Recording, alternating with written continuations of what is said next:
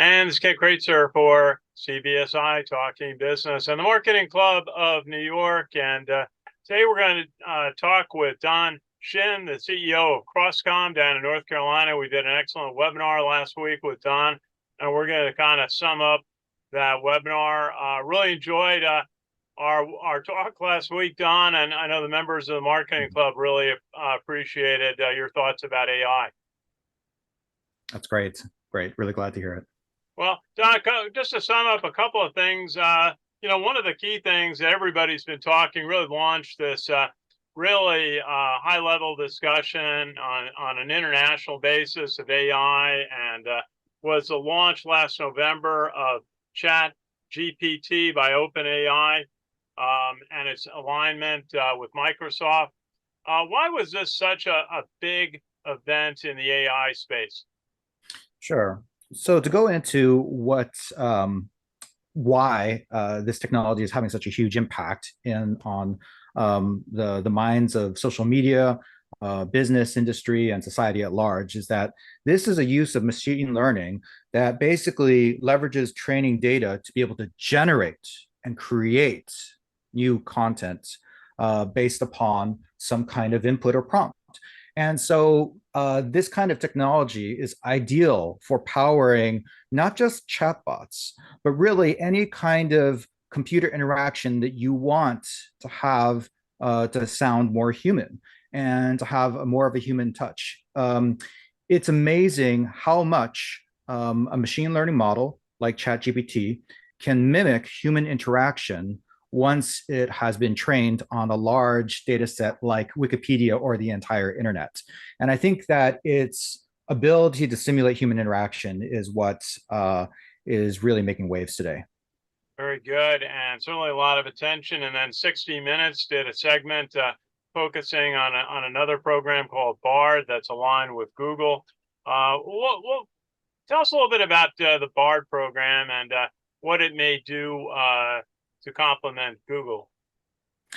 So Bard is Google's answer to ChatGPT. It is based on similar technology. It is a large language model that has been trained on large amounts of text so that it can generate responses based upon text prompts, questions, requests, clarification, or requests for definition.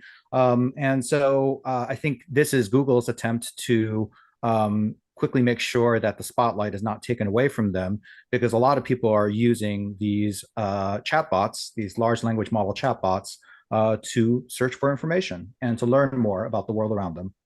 Very good. And, in the banking field, we see artificial intelligence has been used for many years, but the sophistication of applications seems to be increasing for credit scoring, for fraud prevention, and for customer service and other applications. How do you think banks should approach the capabilities of ChatGPT or other AI capabilities? There are three ways that banks can leverage large language models and generative AI.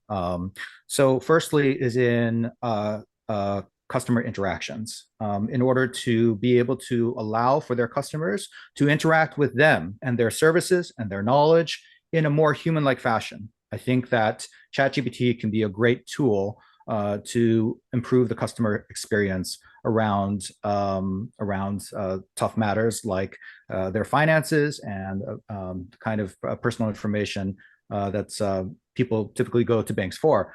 So that's the first. The second is internal training.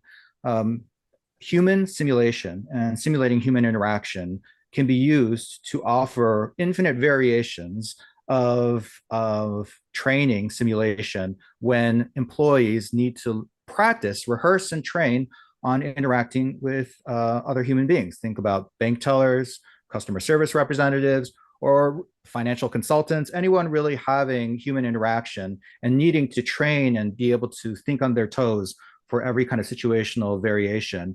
A chatbot like ChatGPT or generative AI can be really useful for that. And then lastly, ChatGPT and large language models can be really useful for making more accessible large amounts of unstructured data internally within an organization or a company.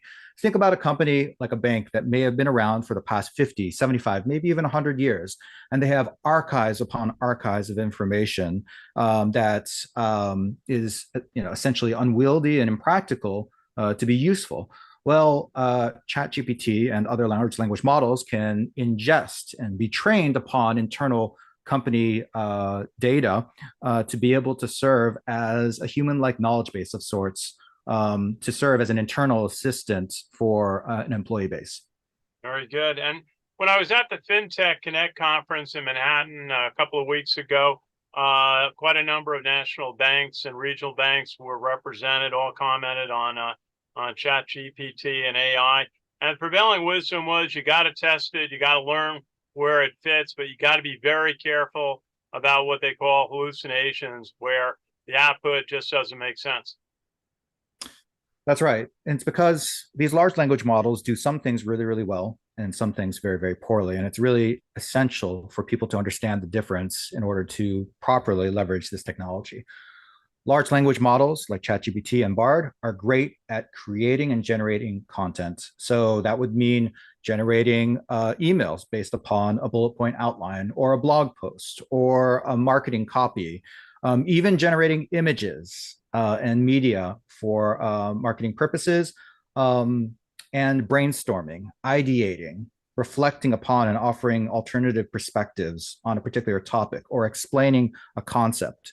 Large language models excel at those things, or converting information from one format to another, from long to short or short to long, or even potentially changing the tone of content if you know the substance, but you're still wrestling with the style.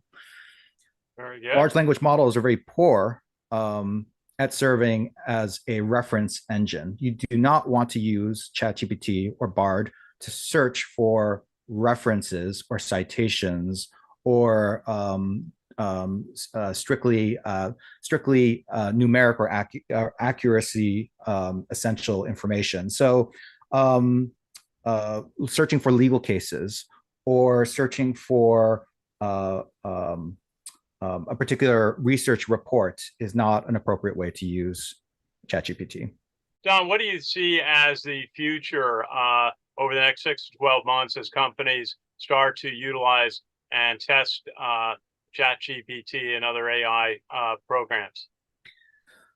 What this allows organizations to do is to leverage this technology to have very human, even emotional interactions with their customers and their audience, and be able to do it programmatically so that messaging and interaction can be hyper-personalized. Can you imagine a company having a very personalized conversational relationship with each and every customer that's unique on a per customer profile basis? Those are the kind of dynamics that are going to be made available through ChatGPT and other large language models, evoking potentially a much stronger and emotional relationship with a company's customer base. And Don Shin, tell us a little bit about the services of your company, Crosscomm.com.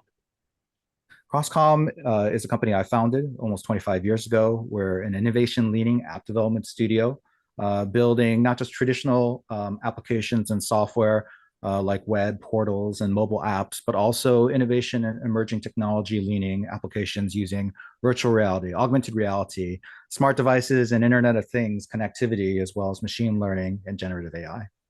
Very good, Don Shin. Thank you for taking time to do a webinar with the Marketing Club of New York and today's summary. Great to hear your expertise about this such an important field, AI and generative AI.